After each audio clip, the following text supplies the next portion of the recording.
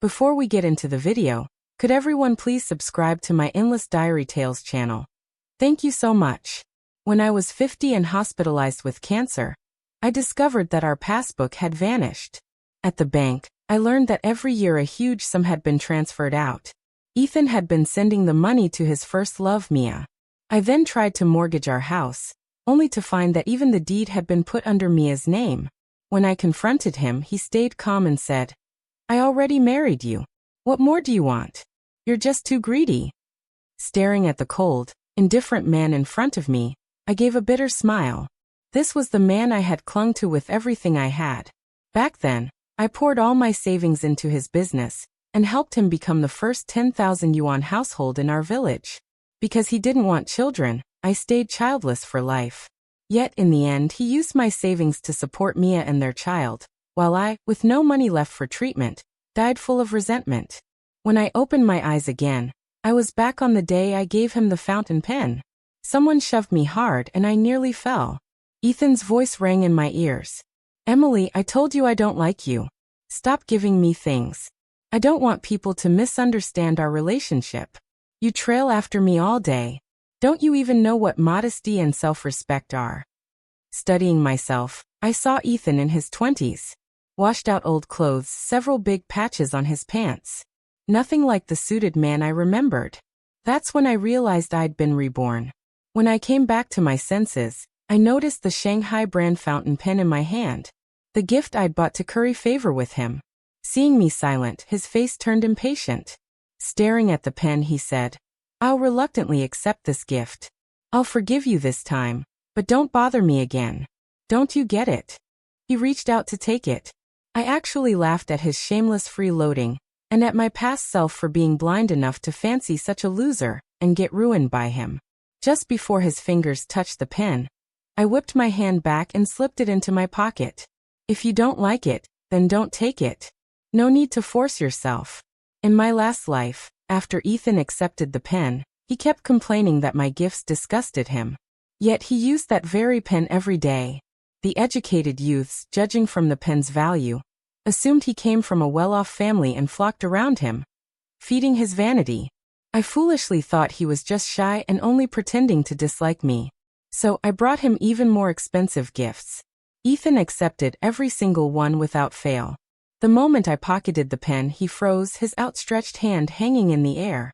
Almost without thinking, he muttered, "You're playing hard to get." I sneered. "You're overthinking it. I just realized I don't like you anymore. Don't worry, I won't bother you again." I turned to leave. Panicking, he grabbed my arm. His gaze flicked to the pen in my pocket, and his tone softened. "Emily, I was too harsh earlier. That was my fault. It's just that we haven't known each other long, and you keep following me every day. It doesn't look good." Just then, Mia appeared at the corner of the road and called out, "Ethan, the team leader's been looking for you everywhere." Startled, Ethan quickly let go, stepped back to put distance between us, and turned to her, the tips of his ears slowly turning red. "Mia, Emily keeps forcing gifts on me. I've rejected her so many times, but she's been clinging to me these days, and I can't get rid of her." Mia walked over, soft and delicate. "Ethan, you're a man. You don't understand girls. Let me talk to Emily. The team leader needs you urgently. You should go." Ethan nodded, shot me a warning glare, and left. Mia kept a smile on her face, though it didn't reach her eyes. "Emily, Ethan will definitely go back to the city one day. He won't stay here for you. Don't waste your time on him." In my past life, I missed the subtext and thought she was kindly advising me. But this time, I wasn't foolish. I knew Ethan often resold the gifts I gave him, used the money to buy things for Mia, and Mia, in turn, mistakenly believed he came from a wealthy family. "Clinging to me like that," she said. "Don't worry, I don't like him." I didn't care to argue with her, so I brushed it off with a casual reply and quickly left. Behind me, Ethan's voice called out, "Emily, you'd better mean what you said." I returned to the factory, changed into my work clothes, and continued with my shift. But when the day was over, I discovered that the pen in my pocket was gone. As I searched through my locker, my coworker, Sister Tsang, noticed and casually remarked, "Emily, That young man you liked came by to see you this afternoon. It was Ethan. A few times when you were too busy, I let him take gifts from your locker. I froze. I had never imagined he would dare to take something without asking. I hurried to his residence. He was sitting at his desk, carefully practicing calligraphy with my fountain pen. Ethan, one of the cadres said, "We received a report that you stole Emily's pen." Ethan looked shocked. "I didn't steal it. She insisted on giving it to me." My eyes moved from the pen to his face. Calmly, I asked, "When did I ever give it to you? That pen was in the pocket of my work clothes in my locker. You took it without permission." He hesitated, frowning. "So what if I rejected your advances? Do you have to slander me like this? Don't let love turn into hate. I can't afford that." His shamelessness was beyond anything I had expected. The village officials looked at me uncertainly. "Emily, everyone in the village knows you like Ethan. Could it really be you?" Yes. I had shown my affection openly in the past. Everyone knew how much I liked him, but that didn't give him the right to steal from me. I fixed him with a cold stare. "Ethan, what exactly is our relationship?" Without thinking, he blurted out, "Emily, I told you I don't like you." I laughed scornfully. "If you don't like me, then why did you accept every gift I gave you? Always pretending you had no choice, yet using them so conveniently." As I spoke, I snatched the pen out of his hand. "Since you've rejected me so firmly, return everything I gave you. That way no one can say you're living off a woman."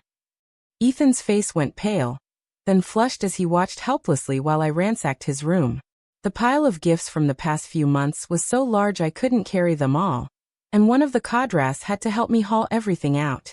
Ethan's family was poor. The comfort he enjoyed in the village came almost entirely from my support. If not for my money, he would never have married me in my last life just to secure his future. As I stepped out of his doorway, I suddenly turned back. He mistook it for regret. And though he tried to suppress his delight, he put on a false sigh and said, "Why go to all this trouble? Even if I reject you now, we can still be friends." I walked right past him, grabbed the chair by his desk, and said, "Your chair broke before, so you took mine from my house. It's time you gave it back." Without another word, I carried it out and left. Later, I resold all the gifts, and together with the money left at home, I had exactly 1,000 yuan. This was the inheritance my parents left me before they passed. If I lived quietly and carefully, this money would be enough to get me through life.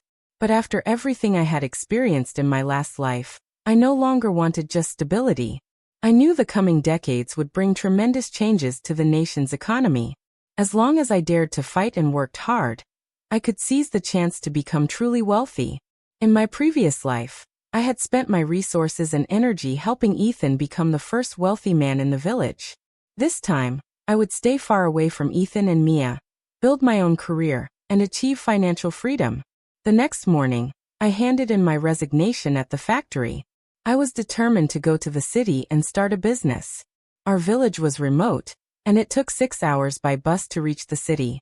The bus only ran on weekends, so I had to wait 3 more days before I could leave. On Wednesday night, villagers gathered in the square with stools in hand. It was movie night.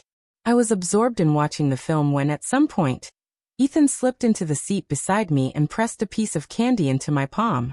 Still sulking with me, he sat down and handed me a piece of candy. I glared at him, annoyed, and tossed it right back. "Comrade Ethan, we're not exactly close, are we? You'd better stay away from me. It wouldn't be good if Mia misunderstood." Ethan didn't get angry. Shamelessly, he leaned in again and said, "Emily, I know you're just throwing a tantrum. How about this? If you buy me a Phoenix brand bicycle, I'll consider being with you." A Phoenix bicycle cost nearly 200 yuan. Ethan assumed I was hopelessly in love with him and would never truly give up. He thought my rejection was just me acting spoiled, which gave him the confidence to open his lion's mouth and demand such a thing. In my past life, I had fallen for his coaxing and actually bought him that bicycle. But after I gave it to him, there was never a place for me on it. The seat on the back was always reserved for Mia. Remembering that, I suddenly raised my voice. "Comrade Ethan, I'm really not interested in you. Stop pestering me if you want a bicycle so badly. Earn the money yourself through your own labor instead of scheming after a girl's money. My words rang out louder than the movie playing in the background, drawing the attention of everyone nearby. Ethan froze in place, red-faced and flustered. The next moment, spotting Mia in the crowd, he scrambled to save face and loudly snapped, "Emily, stop talking nonsense. You're the one who's been chasing me. Everyone knows you've been clinging to me like a leech. Who said anything about you buying me a bicycle? You misheard. I said I was buying one myself, and that you weren't allowed to ride it." I laughed mockingly. "Then I'll look forward to seeing this bicycle of yours." Around us, whispers rose. A Phoenix bicycle costs nearly 200 yuan. Ethan really must have some means. Didn't you hear? His family in the city is supposed to be wealthy. With his face turning darker and darker, I left with a smile. The next day, I rallied the villagers and led them to the educated youth quarters to see Ethan's new bicycle. Seeing us march over in such numbers, Ethan came out, his face green with panic. After racking his brains, he stammered out an excuse. "I thought it over all night and decided not to buy a bicycle. I can't set myself apart from everyone else. I came here to work with you all to build the countryside, not to enjoy life. We need to embrace the spirit of hard work and endure hardship for a better future." His speech moved quite a few people who clapped and praised his lofty ideals. He then turned to me and said critically, "Emily, you spend money recklessly, throwing away the spirit of hardship and endurance. You have none of the qualities of a true young pioneer. I suggest you entrust your money to me before you completely ruin yourself." I hadn't expected his desire to control my money to be so strong. Smiling, I nodded repeatedly and said, "You're right, Ethan. Your awareness is so noble. Everyone in the village should hand their money over to you, so you can lead us in suffering together." Some who caught my sarcasm couldn't help laughing out loud. Ethan's face contorted with fury. "Emily, don't come to regret this." Later, I heard that because Ethan never bought the bicycle, Mia ignored him for several days. He blamed me for it and glared every time our paths crossed. On the day before I was set to leave, I went to the small shop at the village entrance to buy gifts. Since my parents had passed away 3 years earlier, the neighbors, feeling sorry for me being all alone, always invited me to eat with them on holidays and shared whatever good things they had. Before leaving, I wanted to thank each of them properly. Arms full of gifts. I was heading home when I ran into Ethan returning from work. He immediately assumed the gifts were for him, and his face turned cold. "Emily, don't think that just because you're giving me something, I'll forgive your unreasonable behavior. Before, when I thought your pursuit of me was sincere, I might have considered marrying you. But now, I'd never marry a village woman like you." I set the gifts I was carrying on the ground, then suddenly reached out and gave a sharp tug. Ethan's shirt tore apart instantly, splitting into ragged pieces. He clutched at himself and shouted, "Emily, what are you doing in broad daylight?" I sneered, "Since you look down on me as just some village woman, then stop wearing clothes I made for you. I know you've always despised me. Thought I was a country bumpkin. If it weren't for the things I kept giving you, you wouldn't even have bothered to say a word to me. Deep down you've always looked down on me. But at the same time, you've been greedy for my money. Even if you married me, in the end, it would have been only for my money. Ethan, there are plenty of men in this world. I don't need you. But you can't keep taking my things while spitting on me behind my back. That's not how a decent person behaves." Exposed for what he really was, Ethan's face flushed red. "Emily, don't talk nonsense. What money have I ever taken from you?" Impatiently, I cut him off. "I don't want to argue with you. You know perfectly well what's in your heart. You don't need to explain to me." With that, I stepped right past him and left.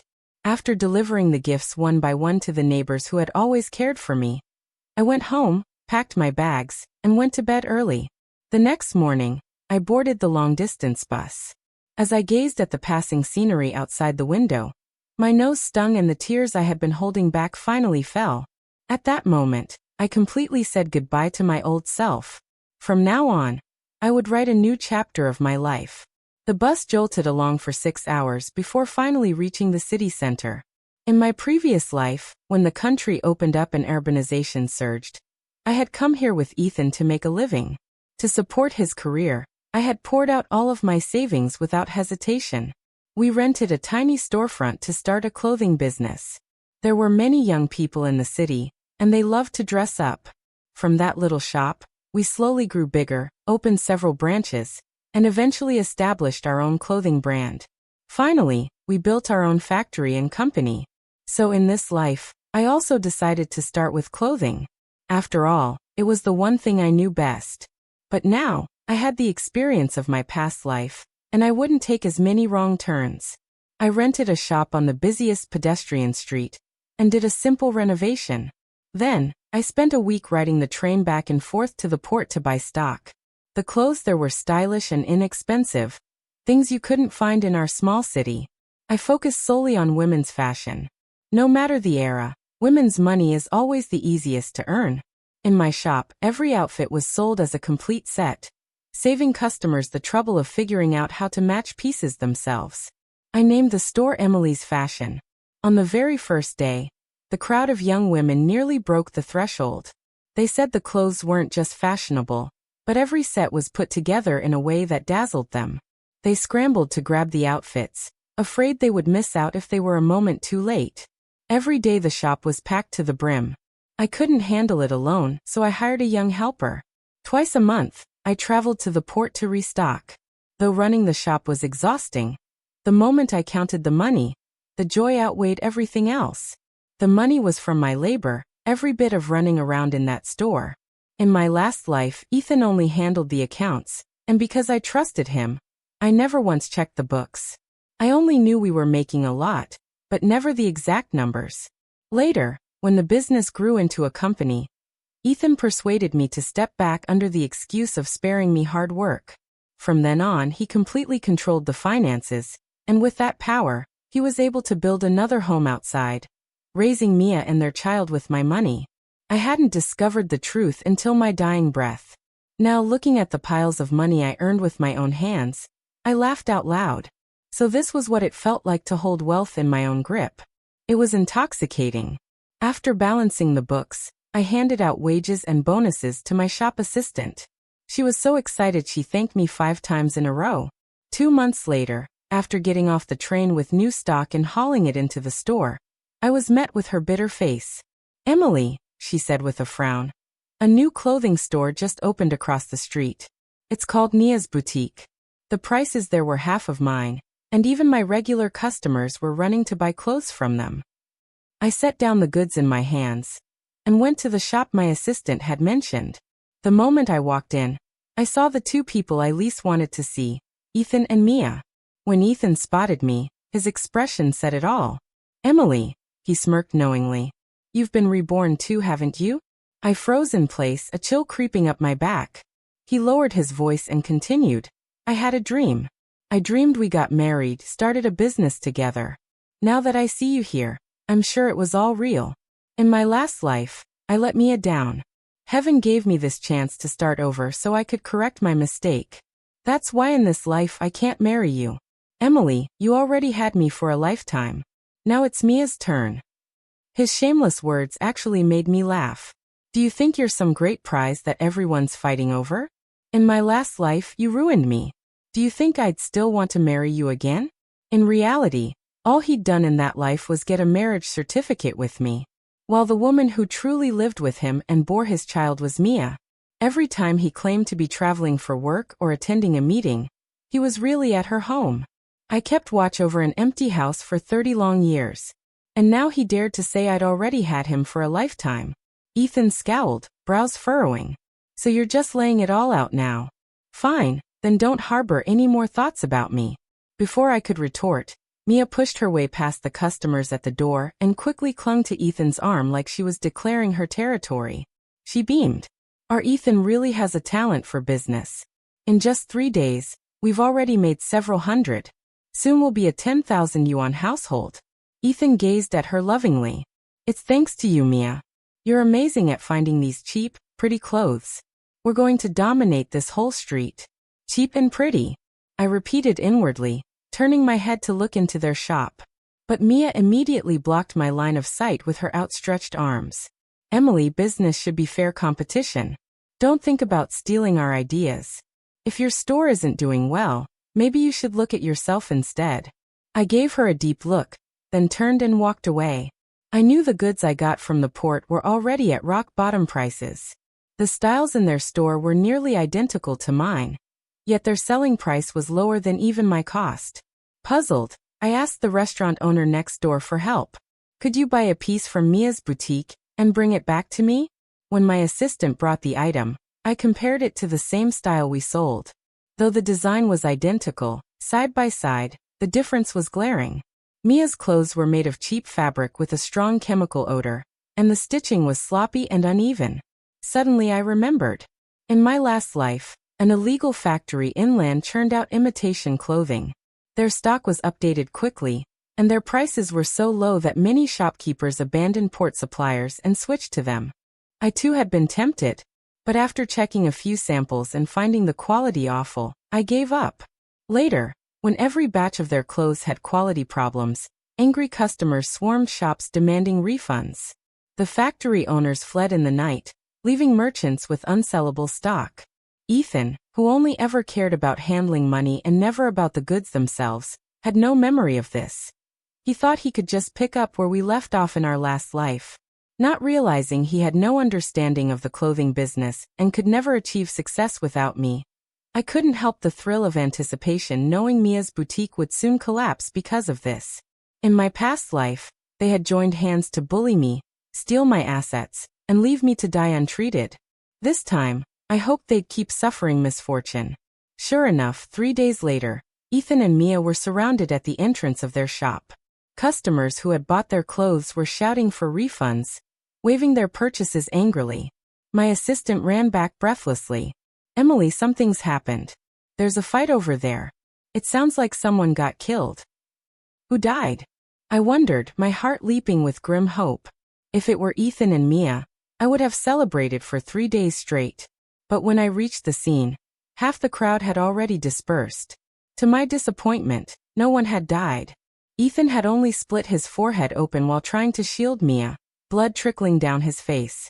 Mia was squatting on the floor, hurriedly gathering the clothes scattered everywhere, her eyes swollen from crying.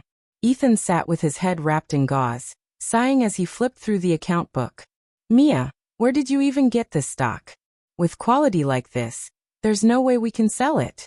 We still have 800 yuan worth in storage. Go return it. Mia's hands froze mid-motion. She lifted her pale face and said, Ethan, while you were at the hospital, I went to look for that factory. They've already skipped town. They were swindlers. I can't find them anymore. Ethan shot to his feet, yanking her up roughly. His face turned dark. Didn't you say that factory was reliable? You blew all our money on their goods. Tomorrow is repayment day, and the profit we just earned is gone. What do you expect me to use to pay back the loan? It was the first time Ethan had truly lost his temper at her. But Mia wasn't having it. She tore his hand off, planted her fists on her hips, and shouted, Don't dump all the blame on me. Didn't I ask your opinion before I bought the stock? My parents had already arranged a job for me at a state-owned factory, but you insisted on dragging me into this business. You promised we'd become a 10,000 yuan household in a year. If you hadn't been so bent on copying Emily and opening a clothing store, would any of this have happened? Now look, it's all ruined. Ethan clenched his fists, his chest heaving violently. After a long moment, he forced himself to calm down, pulled Mia into his arms and coaxed her softly. All right. I was too impatient and said the wrong thing. Don't be angry. It's my fault. But tomorrow, that loan still has to be repaid. Didn't you say your parents got you an introduction letter to a state-owned factory? Let's sell that letter for cash, use the money to pay back the loan, and then buy new stock. Mia pushed him away, her eyes filled with suspicion. Ethan, didn't you say your family had money to support your business? Fine, the loan was one thing, but why are you asking me to sell my future for money now? Ethan froze for a second, then forced out an excuse. This is my parents' way of testing me. If I can make it on my own, they'll let me inherit the family business. In my last life, Mia had believed Ethan's lies without question. All the money I worked so hard to earn became the capital he flaunted in front of her. I hadn't expected that without my financial support this time, Ethan would dare take out loans and now even wanted Mia to cover his debts. But Mia wasn't me. What she loved was money, not Ethan.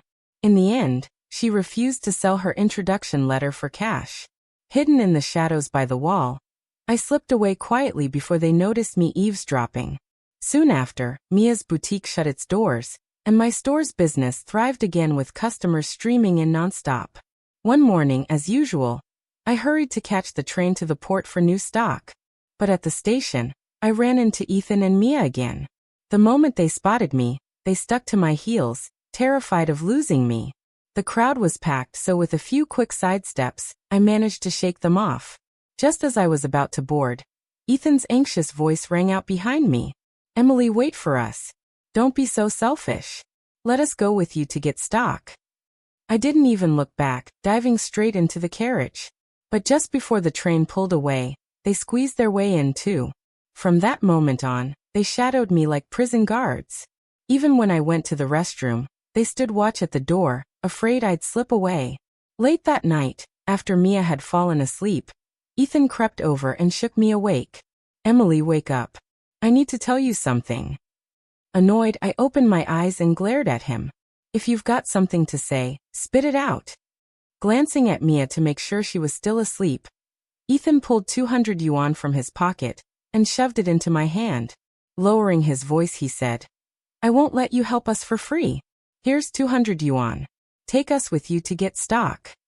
In that instant, everything became clear. So Mia must have finally agreed to sell the introduction letter for money, letting Ethan keep the business going. I stayed silent. Seeing that, Ethan pressed on. He started playing the emotional card. After all, we were husband and wife for a whole lifetime before, and we built a business together. Even if there was no love, there was at least a revolutionary bond between us, wasn't there? Seeing you living so well now, I'm genuinely happy for you. I'm not asking for much. Just take us along to get stuck. All right. Seeing that he still wanted to go on, I waved a hand to cut him off. Fine, I'll help you this once. Even if I refused, they'd find some way to stick with me. And besides, 200 yuan was no small sum. It was worth 10 months of wages. Who would turn away money like that? I tucked the bills into my pocket, crossed my arms, closed my eyes, and went back to sleep. Right now, conserving my strength was what mattered most. The real work would begin at the port. On the third morning, I led them to the port. I went about my usual routine, picking through stock, bargaining, and making purchases. They shadowed me, mimicking every move, and ended up buying nearly twice as much as I did. It was Mia's first time there, and everything she saw seemed novel. Beyond the 2 huge bags of stock, she even bought a sack of little trinkets. After we finished, we headed straight to the train station. Mia, carrying her small bag, walked excitedly ahead. Ethan trailed behind, his shoulders weighed down by 2 massive bundles. He was drenched in sweat, his clothes plastered to his body. Watching him like that, I couldn't help but smile faintly. In my past life, Ethan had always been afraid of hard work, leaving me to take the train alone, pick out stock, and lug it all back. Now at least he was tasting the hardship I had endured. When he finally managed to squeeze onto the train and drop his load, Ethan collapsed onto the seat, gasping for breath. Beside him, Mia opened her water bottle. Ethan instinctively reached out to take it, but she downed it all in one go. Still unsatisfied, she handed him the empty bottle and chirped, "Ethan, go fill it up again." A flash of anger crossed his eyes, but he said nothing, dragging himself up to fetch more water. I licked my popsicle and stayed quiet. In my last life, he had lived in comfort, always pampered by me. This time, having Mia around to torment him was a rather fitting punishment. Once we got off the train, we parted ways.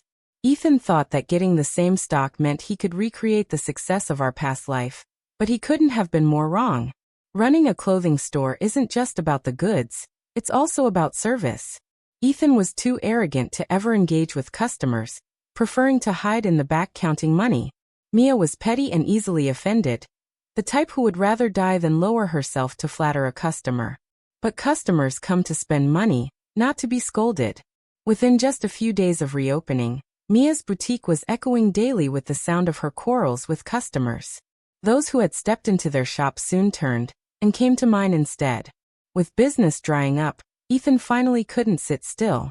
He stood at the entrance of their store, arguing with Mia. "Mia, can't you learn from Emily? You call yourself an educated woman, but you're not even as capable as a village girl." At the mention of my name, Mia flew into a rage. "So that's it, Ethan. I knew there was something between you and her. Back in the village, you were always tangled up with her. Now you're with me, and you're still thinking about her. How am I not better than her? She's just some country bumpkin. What does she have that I don't? Ethan, are you blind? And you've got the nerve to criticize how I run the shop. You didn't even put in a cent. It was my job certificate we sold to get that money. You're nothing but a kept man living off me." Ethan's face burned as she pointed at his nose and cursed him. Choking with anger, he spat back. "Mia, I regret choosing you. What else can you do besides cause trouble? If I had stayed with Emily, I'd never have to suffer this. She's far more capable than you. She could have made me a 10,000 yuan household within a year."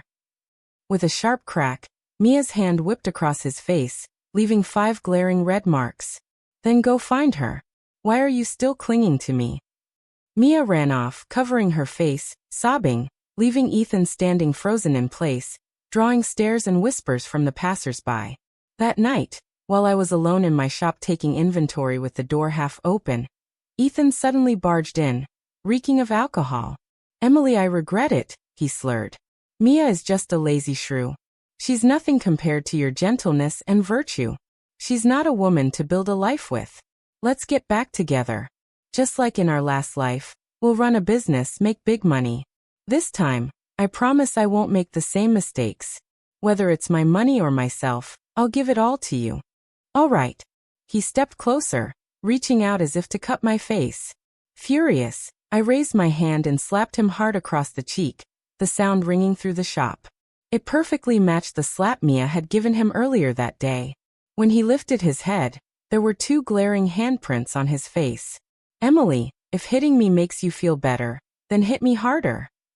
"I'm not afraid of pain," he said, staring at me with what he thought was deep affection. My stomach churned in disgust.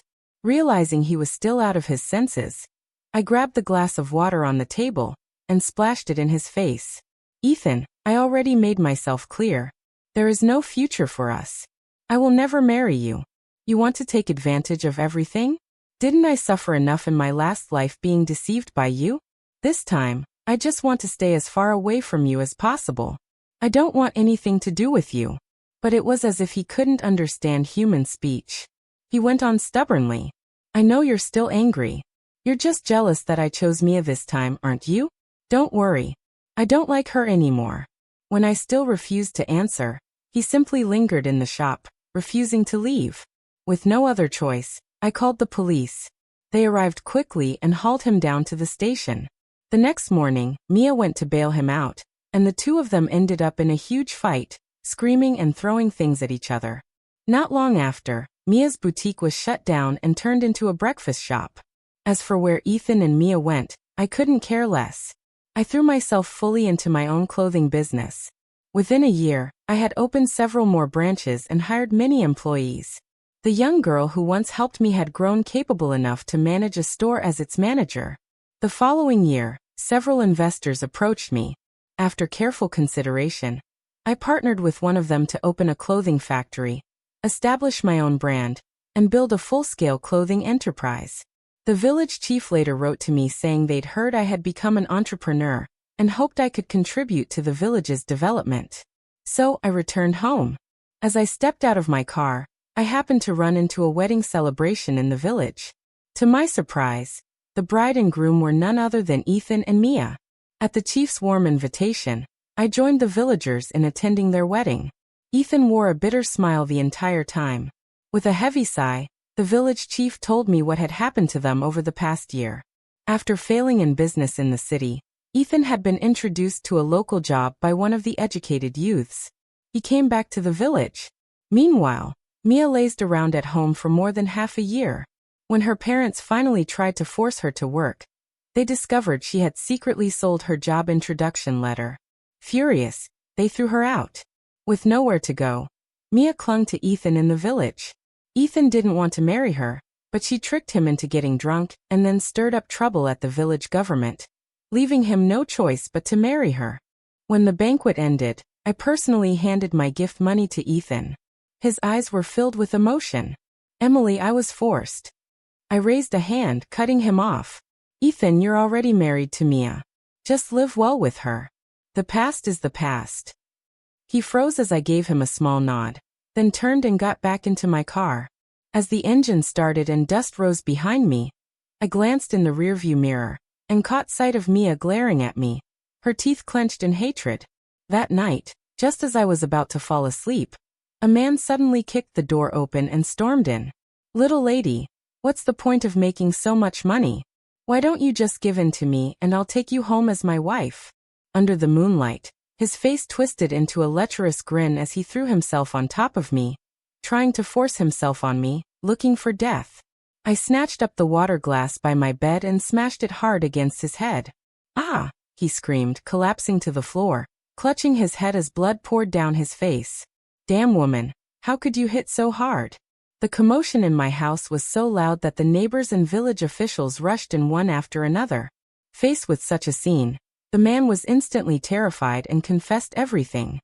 He admitted that Mia had given him 10,000 to come and assault me, saying that if he ruined my reputation, he could marry me and then my property would all belong to him in the future. The village chief and officials were furious. Mia, hurry up and apologize. But Mia suddenly lost her mind and screamed, why should I apologize? She's the one seducing men everywhere. How could a woman earn so much money? She must be doing something shameful. If I were you, I wouldn't take her dirty investment. How can you sleep at night with that kind of money? The village chief exploded and kicked her hard, knocking her to the ground. You've gone mad.